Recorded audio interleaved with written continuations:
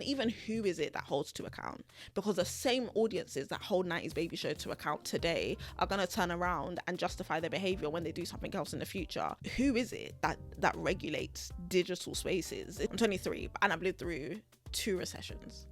Is that life? Oh, hallelujah. Is that life? Art is so pivotal. It's so important in giving us a like a well-rounded picture of what on earth is happening in the world. Good morning, good afternoon, good evening. I do not know when you're listening to this podcast, but welcome back to It's That Deep, the podcast. My name is Faye Shara. I am the host of this podcast. I feel like I've said podcast about 10,000 times in the last 10 seconds. But yeah, this is It's That Deep. For those of you who are new here, this is a podcast where everything literally is that deep. I am a lover of sociology, of politics, of media, pop culture, current affairs, and I'm trying to enmesh all of that into one space where we can just have some good conversation and talk about what the heck is happening in the world and unpick it. And not only unpick it, but decipher what these events and what these happenings tell us about where we are as a society and who we are as people. And that's why it's called that It's That Deep, because on the surface level things may look one way, but below the surface, do you know what I mean, deeper, it always reveals something else. So that's the gist of this podcast. If you are not new here, welcome back. I hope you're ready to comment, to like, to subscribe, to do all the things that, you know, content creators say you should do. But yeah, I think we have a good episode. I say, who is we? It is me, myself, and I. Maybe that's the we. But I have a good episode in store for you guys, I think. So yeah, I'm excited. Do all of the liking and all of that. Just do it now. You know what I mean? Just get it out of the way now. Don't wait till the end of the episode, because you won't do it. So just do it now. Share with a friend. So yeah, let's get straight into it. Okay, so where do we even begin? Because this week was busy. There was so much happening this week. I feel like in other weeks where it's been like, oh, I don't know what I'm going to talk about this week, it was like, hello, there's a lot happening. It felt like 2 weeks wrapped into one. But my first honorable pick, I was a bit unsure. I was like, do I want to beat a dead horse? Do I want to talk about something that everyone's moved on from? It's out of the news cycle. And I was like, actually, yes, I do, because it's my podcast and I can talk about what I want. So we're going to talk about the 90s Baby Show, because they were really in some fire this week, or last week, shall I say. So for those of you who don't know, the 90s Baby Show are what I consider to be part of the trifecta of like the OG Black British podcasting community. So obviously I spoke about the Receipts not too long ago. Then there's Free Shots of Tequila, who I will probably speak about at some point, because they are always in some problematic nonsense. And then the third part of that is obviously 90s Baby Show. And so last week they were on live stream on YouTube and they were just bantering about AFCON. Shout out Nigeria. They will never make me hate you, Nigeria. But anyway, they were bantering about AFCON and the countries that were involved and who's going to win and whatnot.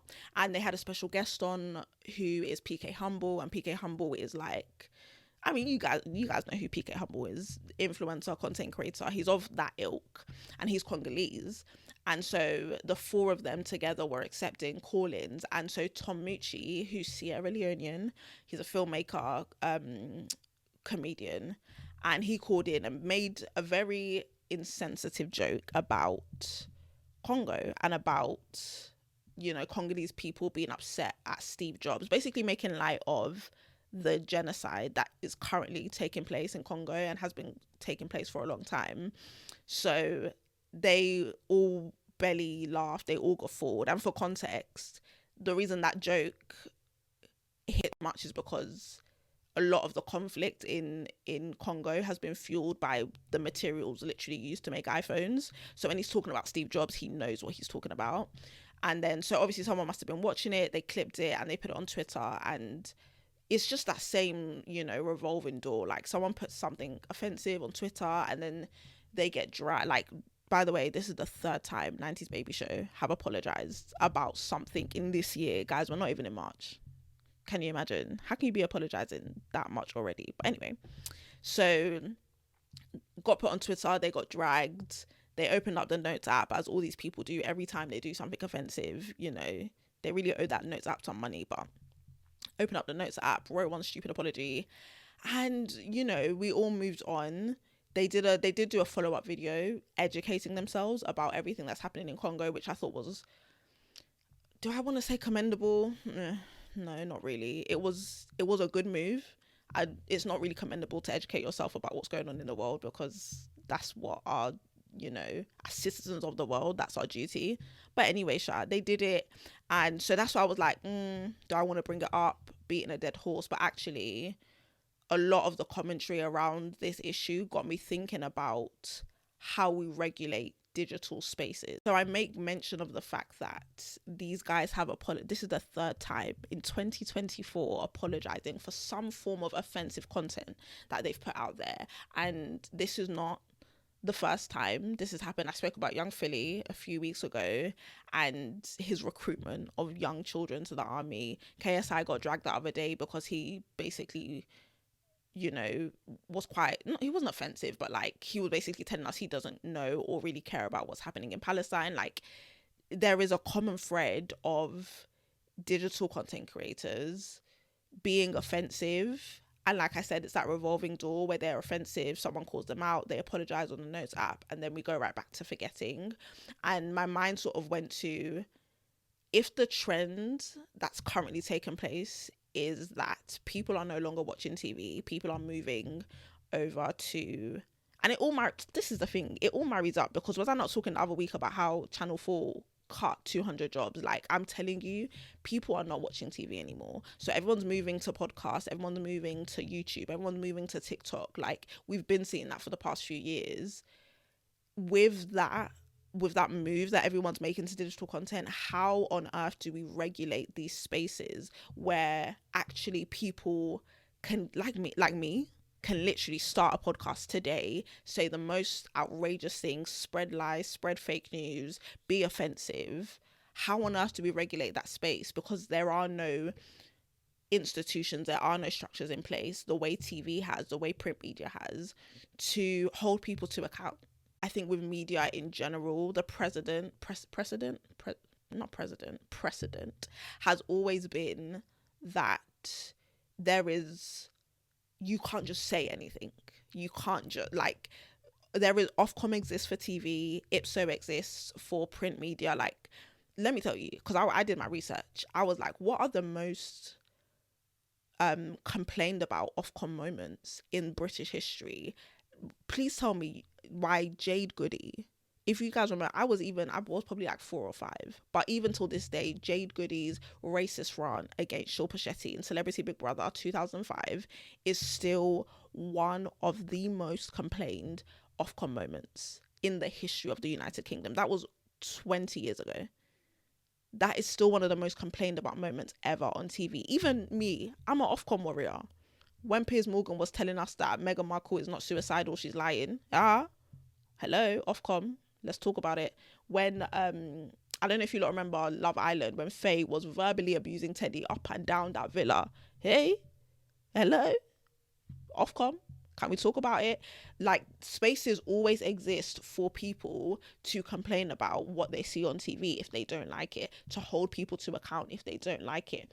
And that's not just presenters, that's production companies, that is, journalists, that is even, again, in print. Like, Jeremy Clarkson released one horrid article about Meghan Markle and how people should throw their poo at her in the streets. Like, was English? That was one of the most complained about articles of that year. Like, there has always been structures and systems in place where, whether it's governing bodies or consumers of content, have been able to say, I don't like what you said, I don't like what you did, I'm going to complain about it. And my question to myself this whole week was, how do we do that? Like, what does that look like in a day and age where people are moving away from TV and they're moving away from traditional media, and any and everyone can literally get on a mic and say anything? Like, how on earth do we regulate that? And I think I was thinking about it, and the point of this pick is really not to define what is offensive, because that is subjective. Everyone's going to find something, like, everyone's going to find offense in different things. But this thing about accountability, like how do we enforce accountability? And I think a large part of this is, I mean, I call it the producer consumer model, where we're seeing conflation between, well, where consumers, people who were originally consumers of content, have turned into producers, but actually because they're not trained as producers, they don't have the capacity to think as a producer would do, and so they miss the mark on a lot of the content they make. If you know the role of a producer, whether that's TV or podcast or film, a lot of their job, yes, is creative, but it's also legal. And so I remember I was working on a show on Channel 4, and one of our exec producers, every episode of that show that went out had to go through legal systems. We had a legal team, and they had to watch the episode before it was sent to Channel 4 and before that went out on air, because they had to make sure that there's nothing offensive in here, there's nothing that could get us in trouble legally. And so the producer, as well as being creative, is also very legal savvy and is also very cautious about where content can land you in hot water, but where any Tom, Dick and Harry who once was a consumer can put on a hat and say, yeah, I'm a producer now. Actually, they don't have the wherewithal to do what a producer does because they haven't been trained in that. And so I just started thinking about, what does it look like to, if in 10 years we're all just going to be on our laptops and we're all just going to be watching stuff on, you know, our screens, what does it look like to regulate and to make sure that content isn't offensive or people are being held accountable for what they're saying? So funny, because my main story for this episode is going to sound like a complete reversal of what I'm currently saying, because it does sound like I'm restricting creativity and putting a cap on, you know, what people can say and what people can do. But I think in general in life, where there are no boundaries and where there are no standards to be upheld, you're just in murky ground. Like, anyone can do any and everything, and that's where riots happen, and that's where, you know, nonsense happens. And so that's really what I'm thinking about. And even just on a practical level, how that looks is really none of my business, because I don't work in media law. But who is it that holds to account? Because the same audiences that hold 90s Baby Show to account today are going to turn around and justify their behavior when they do something else in the future, maybe because of the topic at hand. Like, who is it that regulates digital spaces? This is a really, really important question, because it's just mad. If nobody regulates it, anything can happen. And it can't be that audiences regulate it, because audiences are wishy-washy and they're with you today and they're not tomorrow. Like, it's just so many questions, so many things to unpack. Are we supposed to self-regulate? Are we supposed to hold ourselves to account? That doesn't work, because actually we always move the goalposts for ourselves, whether we believe that or not. You know, we think we have more integrity than we actually do. But, like, what does it look like? These are things to think about, people. These are things to think about.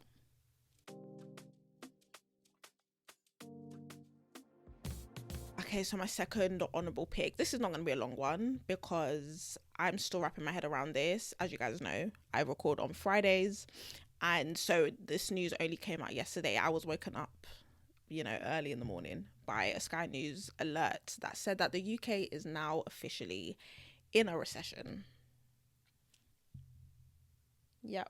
It's official, guys. We are in a recession, and I feel like people knew we were heading that way, myself included. But I'm be honest here, economics, maths, not my strong point at all. I skipped absolutely every economics module at uni. It's just not a bit of me, and I'm just still trying to read up on it and make sense of it. But I think on a personal level, I've seen how people's responses to this news have been so shrouded in hopelessness and one thing after another. First it was Brexit, then it was the pandemic, then it's war, you know, that a lot of us didn't ask for. Now it's a third recession for many people in their lifetimes. Like, that's the thing that gets me, is that I'm 23. Anyway, I said my age now. I'm 23 and I've lived through 2 recessions. Is that life? Oh, hallelujah. Is that life? I'm 23. I'm now living through my second recession. That's crazy. And so this is not an extensive honourable pick, but maybe we need to ask the question, is this really a first world country? what's the qualifier for a first world country? Is it the fact that majority of the country is white? Because by all means and purposes, this is starting to look, you know what I mean, like a second rate country, the way things are going. And so this is sounding like waffle because I'm still unpacking what this recession means in my head, and how to, again, on a personal level, remain hopeful in the face of the hell that this country is putting us through. I'm like, it's hell. We don't riot enough. So I'm still unpacking all of that. I do think I'm going to go on record here and say I might have to eat my words, because just looking at it from a political standpoint, Rishi Sunak, I said, I can't remember what episode it was, but I said, and I've said it on my TikTok as well, that I believe that the Conservatives will be voted in again, just because of habitual patterns and the fetish that this country has for misery. I might have to eat my words on that. I'm not all the way certain, only because Rishi Sunak, one of his 5-point plans was to turn around the economy. And this is a massive, massive blow to Rishi in an election year, because he doesn't have the time to turn it around before the election, which he promised us is going to be in 2024 or early 2025. So he's really shot himself in the foot by making those 5 points. And then for them to announce that there's a recession just shows that these 5 points are not going as he planned. So I may have to eat my words here, and there is a possibility that Labour, because of this, could get elected.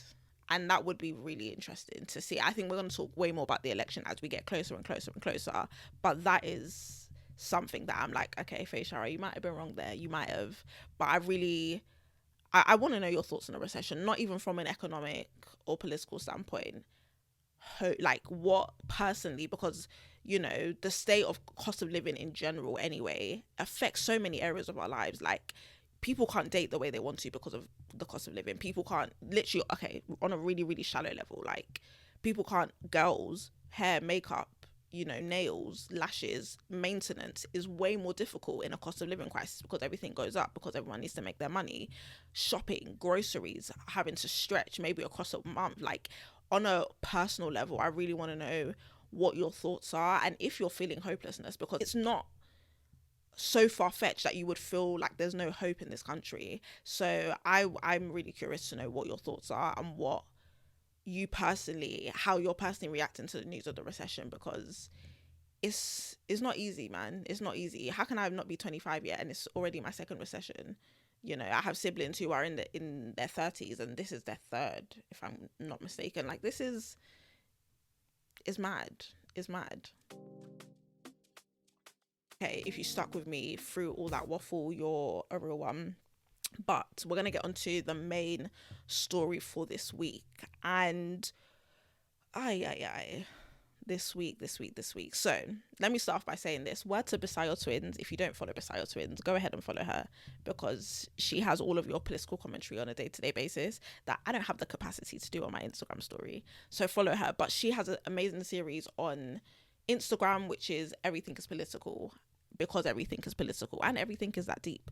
But she did an episode on the arts being political, and that's where I want to land for my main story today. So on Sunday, we had the Super Bowl, one of the most watched events of the year. Actually, I think the viewing figures are saying that it's the most watched American telecast of all time. Crazy, absolutely crazy. So the Super Bowl was on Sunday, and I mean, for most people in my circle, most people that I know anyway, we were watching it for Usher, but obviously football, yay, whatever. So that happened, and so Usher performed at the halftime.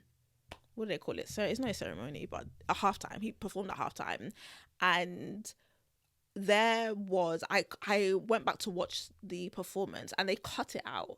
But at the start of that performance, Usher says, "I stand with Israel." That's number one. Number two, for the duration of that performance, and I believe the rest of the Super Bowl, it was revealed that Israel used that moment in time to bomb one of the safe zones on the Gaza Strip, which is called Rafah.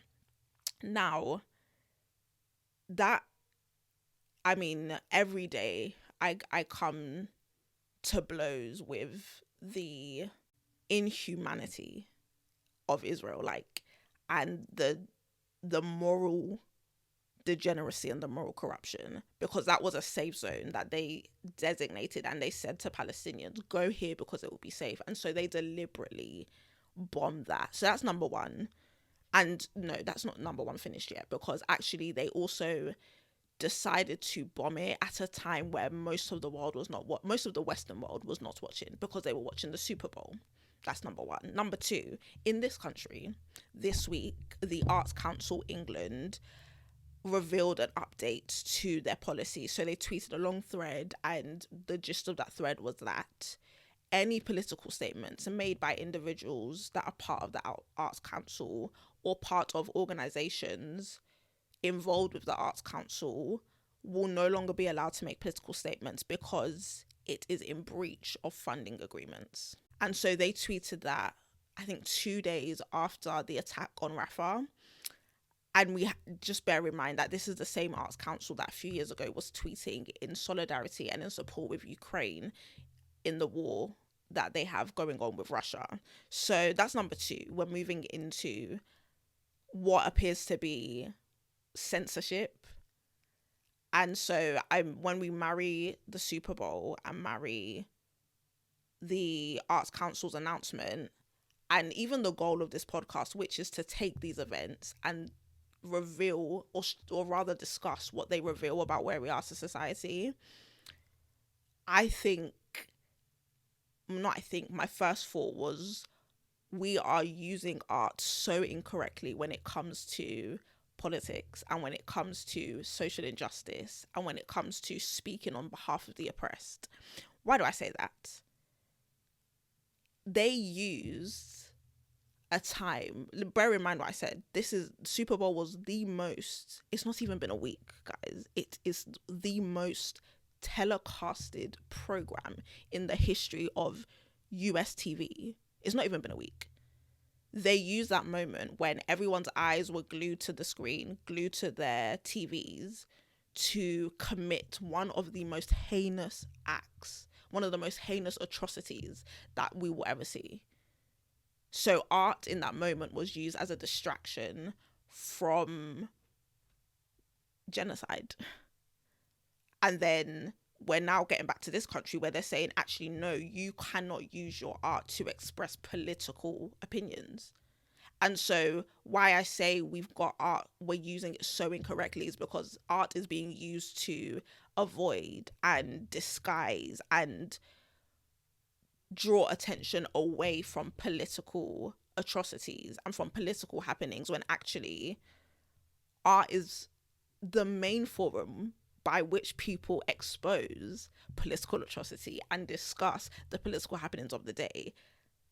Genuinely think about it. Art in particular, film, literature, music, all of these things reveal to us where that society was at any given point in time. So if you look at music from the 80s, from the 90s, listen to NWA, listen to any of the rap artists from, LA or New York, or what other, broken down black communities in the US. That music spoke to us about the war on drugs. There is an understanding of the war of drugs that we have simply because artists and musicians and poets decided to make art and reveal a side of the war on drugs to us that the history textbooks may not have done so, because the history textbooks are curated by government and by people in power. And so it's obviously very agenda filled and very propagandary. The way we understand history and some of the most pivotal moments in history is through art. The Diary of Anne Frank, case in point. Is there anything more to be said? Art is so pivotal. It's so important in giving us a a well-rounded picture of what on earth is happening in the world. And so when people use it to disguise murder, when people use it, or rather weaponize it and say you can't use it to discuss anything political. You can't use it to discuss anything social injustice adjacent. We're slipping into fascism. We're literally slipping into fascism. Like, this country, I'm talking about this country now. Let's focus our attention here, because the Super Bowl is the Super Bowl, and America's America, and they're majorly wicked anyway. But this country, we're already slipping into fascism when people are saying, oh, we're going to monitor certain protests, and if your protest, you know, exceeds a certain, you know, level of noise, we're going to shut it down. Like, we're slowly slipping into a fascist state, and that is very dire for a country where actually there's so much political difference. There's so much what's the word, it's so binary. Like, there's so many people on one end of the spectrum and so many people on the opposite end. How on earth do we get a full rounded picture if you're saying that artists cannot use their art to make statements? Yeah, without sounding dramatic, it is horrible. This should have been a positive episode, but it's horrible. Like, it's really, and the thing is as well, right, because we have freedom of speech champions, you know, particularly on the right, who tell freedom of speech is great. And what I'm saying in this moment is not even that I'm not even saying let's protect the art of people who agree with me. Like, that's not what it's about. Whether you are the complete antithesis of me and you don't agree with anything I say, you don't look like me, you don't believe what I believe, you still have the right to express politically through your art. And so this isn't about whether I agree or not. Like, this is about on all sides of the political spectrum. Do you have something to say? Should you be able to say it in the event that it's not offensive? And, you know, absolutely you should. And so it's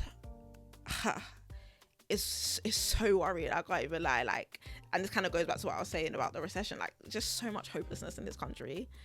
It's actually a bit insane. It's so, like, I didn't even have the English. It's really, really mad to watch in real time what's happening. That episode was a bit more depressing than I had planned. So sorry about that, guys. You know, I really thought we were going to kiki. I wanted to kiki this week, but there's not much to kiki about, if I'm being very honest. But I hope you enjoyed what you could. I hope you learned something, took something away. If you're like me and your mind just is like mind vomit and you sort of think the way I do, get at me. Let me know what you guys are thinking. Let me know how you're piecing things together and trends you're seeing and projections you're seeing. I really want to hear what you lot have to say. Yeah, we're in double digits, which is amazing. So thank you all so much for watching another episode. I'm gonna love and leave you until next week when we go again, and maybe we'll kiki, like maybe we'll have actually a good chin wag and a good time next week. But thank you guys so much. Take care, and I'll see you next week. Bye bye.